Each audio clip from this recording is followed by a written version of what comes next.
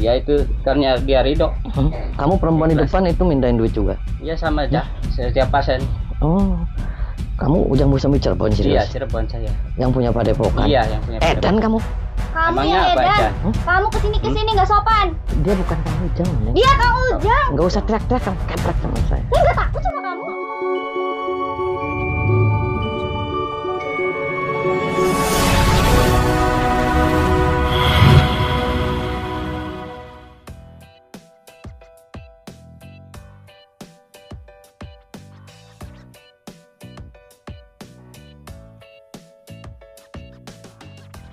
Assalamualaikum sahabatku semuanya. Bagaimana kabarnya? Senang dapat berjumpa kembali dengan kalian lagi. Pada kesempatan kali ini, kita akan membahas tentang sebuah padepokan yang mengubah segala kegiatannya menjadi bisnis kejahatan. Tentunya, cerita ini akan sedikit kontroversial dan bisa memicu pro dan kontra dari kalian semua. Namun, tak perlu khawatir, karena di sini kalian akan menemukan sebuah kisah epik yang tak hanya menghibur, tetapi juga memberikan inspirasi dan pelajaran yang bermanfaat tentang kehidupan. Jadi bagi kalian yang ingin menantang diri dengan konten yang cukup kontroversial, tetaplah di tempat duduk kalian dan mari kita saksikan bersama-sama ceritanya dalam tema. Kisah nyata Kang Ujang Bustomi membongkar kedok dukun santet, mengaku mengatasnamakan dirinya. Dan selamat menonton.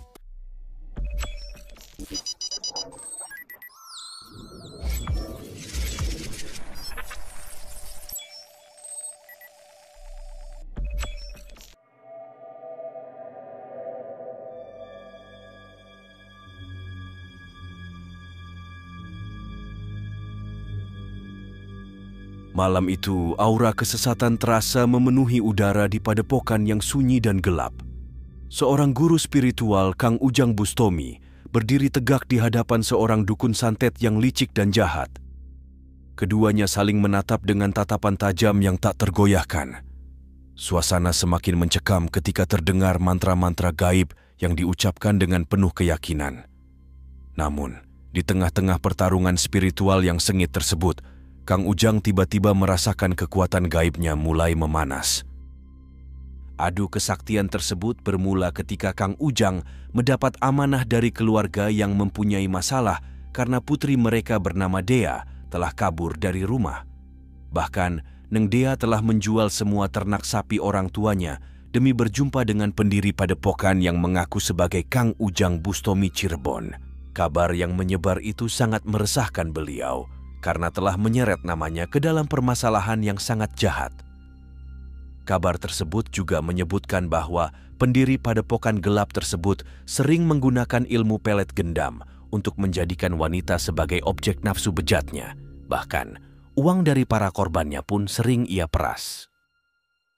Ketika mendengar hal tersebut, Kang Ujang Bustomi merasa sangat prihatin dan khawatir akan reputasi dan nama baiknya yang telah dirusak oleh sang pendiri padepokan gelap tersebut.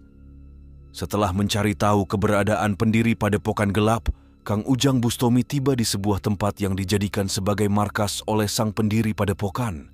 Di sana, Kang Ujang bertemu dengan seorang aki-aki tua yang sedang menikmati waktu bersama seorang wanita muda. Beliau pun langsung bertanya tentang pendiri padepokan gelap tersebut. Namun, aki tua itu yang mengaku sebagai murid Ujang Bustomi palsu dengan tidak sopan menolak dan menghalangi Kang Ujang untuk melanjutkan pencariannya, sehingga membuat beliau harus bertindak tegas. Sesaat kemudian, terjadilah adu kesaktian yang berbahaya antara mereka berdua. Meskipun aki tua tersebut sudah lanjut usia, namun ia memiliki ilmu yang sangat kuat, sehingga Kang Ujang sedikit kesulitan menghadapinya. Pertarungan mereka begitu seru dan memukau, dengan adegan-adegan aksi yang sangat menegangkan dan dramatis.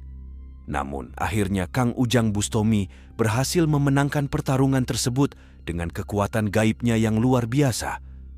Beliau berhasil mengalahkan sang aki-aki dengan mudah dan kembali melanjutkan pencariannya untuk mengungkap kebenaran tentang sang pendiri padepokan gelap. Kang Ujang berhasil menemukan Ujang Bustomi palsu di dalam kamar sedang asyik bersama dengan Neng Dea. Tetapi, apa yang ditemukan beliau di dalam kamar tersebut sangat mengejutkan dan menjijikkan. Mereka terlihat akan siap melakukan sesuatu yang bukan muhrimnya. Kang Ujang dengan tegas mengajak Neng Dea untuk pulang ke rumahnya. Namun, suasana menjadi mencekam saat Neng Dea menentang saran dan nasihat dari Kang Ujang. Dia merasa kesenangan selama hidupnya lebih penting daripada hal-hal lainnya, meskipun itu berarti harus mengorbankan harga diri dan martabatnya. Di saat keadaan situasi semakin memanas, dan penonton dengan napas tersengal-sengal menanti, apakah Kang Ujang Bustomi mampu membawa Neng Dea kembali ke keluarganya? Ataukah Ujang Bustomi palsu akan berhasil menghalangi usahanya dan bisa memicu adu kesaktian antara mereka? Ketidakpastian dan harapan penonton yang ikut menyaksikan kisah ini membayangi dalam situasi yang semakin mencekam dan berbahaya. Terus ngapain kamu di sini? Saya pengen ketemu. Kamu serius Ujang Bustomi? Iya, saya emang nggak tahu. Orang-orang sekitar seluruh jagat raya sudah tahu saya. Ujang Bustomi. Emangnya mau apa? Kamu suka minta-minta duitnya dia? Ya itu karena dia ridho. Kamu perempuan di depan itu mintain duit juga? Ya sama aja, setiap pasien.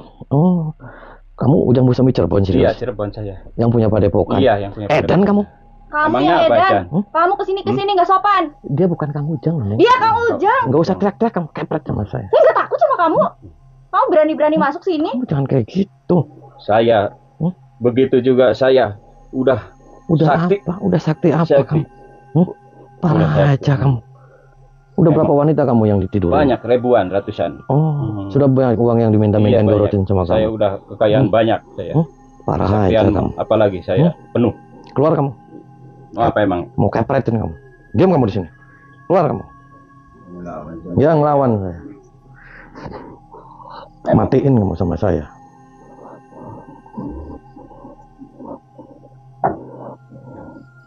Sekarang seberapa banyak kamu lawan saya? Belum tahu saya.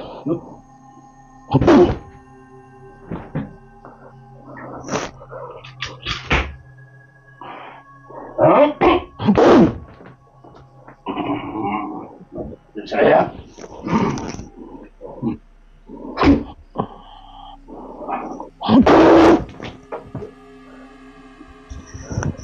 Segini ya.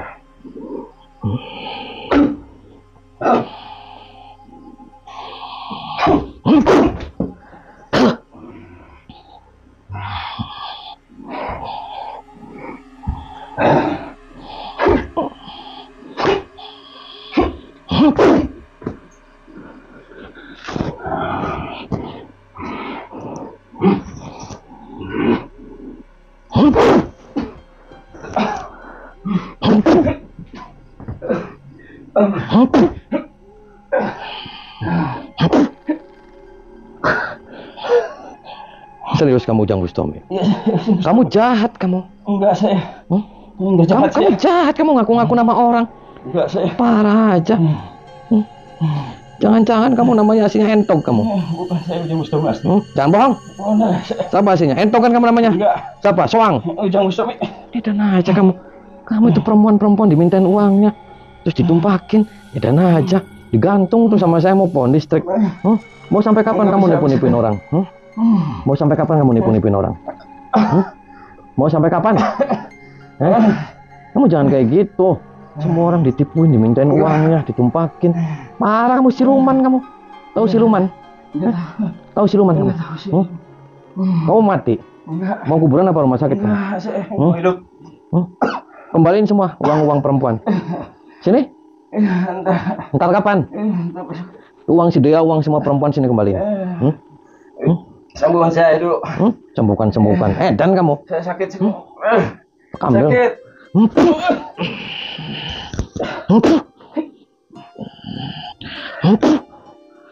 Mau saya ambil burungnya kamu? Hah? Jangan. Kenapa? Jangan. Kenapa jangan? Saya nggak bisa itu sebenarnya. Nggak bisa apa? Nggak bisa. Sama cewek. Lah, daripada kamu ngaku-ngaku, kamu serius aslinya siapa namanya? Entong kan kamu tabrit. Yang boleh saya. Siapa nama aslinya kamu? Andi. Andi aslinya. Oh, Andi. Kenapa kamu ngaku-ngaku Ujang Bustomi? Ya, karena kesaktian saya yang ngaku-ngaku itu. Kesaktian kamu dari mana? Kamu kesaktian apa? Kesaktian entong kamu. Saya bisa menyembuhkan. Menyembuhkan apa? Menyembuhkan hamil. Sakit apa? Yang pengen kaya. Sakit mencret kamu.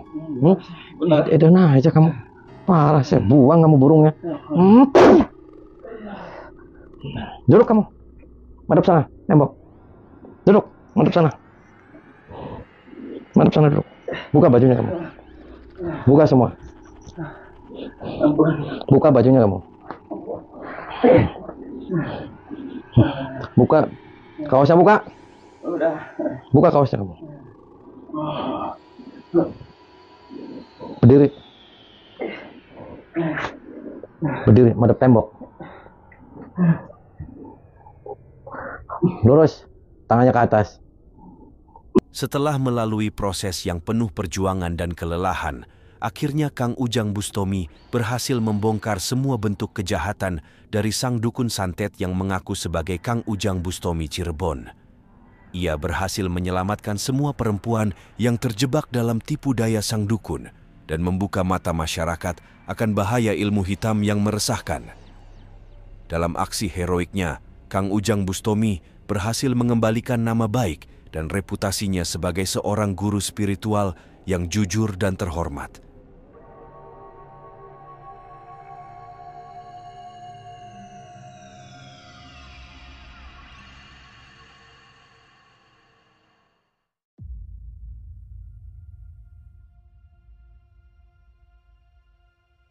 Pesan moral dari cerita ini adalah tentang pentingnya untuk tidak menjadi korban manipulasi dan penipuan dalam kehidupan. Kita harus selalu waspada dan bijak dalam berinteraksi dengan orang lain, khususnya yang menawarkan janji-janji yang terlalu indah untuk menjadi kenyataan. Selain itu, sebagai seorang tokoh spiritual atau siapapun yang memiliki pengaruh positif di masyarakat, kita memiliki tanggung jawab untuk memanfaatkan kekuatan kita untuk kebaikan dan membantu orang lain, bukan untuk merugikan mereka dan menipu mereka. Nilai dedikasi dan tekad yang kuat juga tercermin dalam cerita ini. Kang Ujang Bustomi menunjukkan tekad dan dedikasinya untuk menghentikan kejahatan yang dilakukan oleh Ujang Bustomi palsu dan membawa keadilan bagi para korban dan masyarakat. Dia memperjuangkan kebenaran dan menunjukkan bahwa kesaktiannya digunakan untuk hal yang bermanfaat bagi masyarakat. Sebuah komitmen yang kuat dan tekad yang kuat untuk tidak mengalah dalam menghadapi masalah dan mengambil tindakan yang diperlukan untuk mengatasi kejahatan dan membawa keadilan bagi para korban. Dedikasi ini layak menjadi contoh bagi kita semua untuk tidak pernah menyerah dalam menghadapi masalah dan memperjuangkan kemaslahatan bersama. Semoga pembahasan kita kali ini bermanfaat, serta semoga juga apa yang kita lakukan pada hari ini mendapatkan ridho dari Sang Maha Pencipta. Dan sampai berjumpa kembali di kisah-kisah menarik lainnya. Akhir kalam, saya ucapkan Assalamualaikum warahmatullahi wabarakatuh. Tarik nafas dari hidung, keluarin dari mulut. Nundukin kepalanya. Muntahin semua ilmu-ilmu setannya. Keluarin. Tarik nafas dari hidung, keluarin dari mulut. Tarik nafas. Baca istighfar. Nyender kamu. Lurus. Berapa ini kamu? Baca istighfar terus. Kamu salah, itu bukan Kang Ujang. Dia setan. Kamu ditipu, kamu dibodohin sama dia. Dan aja kamu. Kamu dibodohin sama dia. Kamu udah diambilin uangnya, diambilin keperawanannya sama dia. Parah aja. Itu bukan Kang Ujang. Dia setan. Saya tahu benar bahwasanya Kang Ujang itu bukan seperti itu. Nah, Kang Ujang nggak pernah minta-minta uang sama perempuan. Kang Ujang nggak pernah numpak-numpakin perempuan. Dan aja kamu ditipu sama dia. Makanya kamu tuh, kembaliin kamu uangnya dia. Kamu kembaliin gitu. Kamu duduk kamu. Berapa uang kamu? Saya udah ada jumlahnya, semuanya ada 50 juta. Oh, 50 juta. Iya. Kamu berapa jumlah totalnya? Udah habis banyak. 200 juta. Aduh, coret. Parah aja kamu. Bayarin nggak kamu? Bayarin. Ntar dibayarin. Ntar. Masuk kamu kamar. Masuk.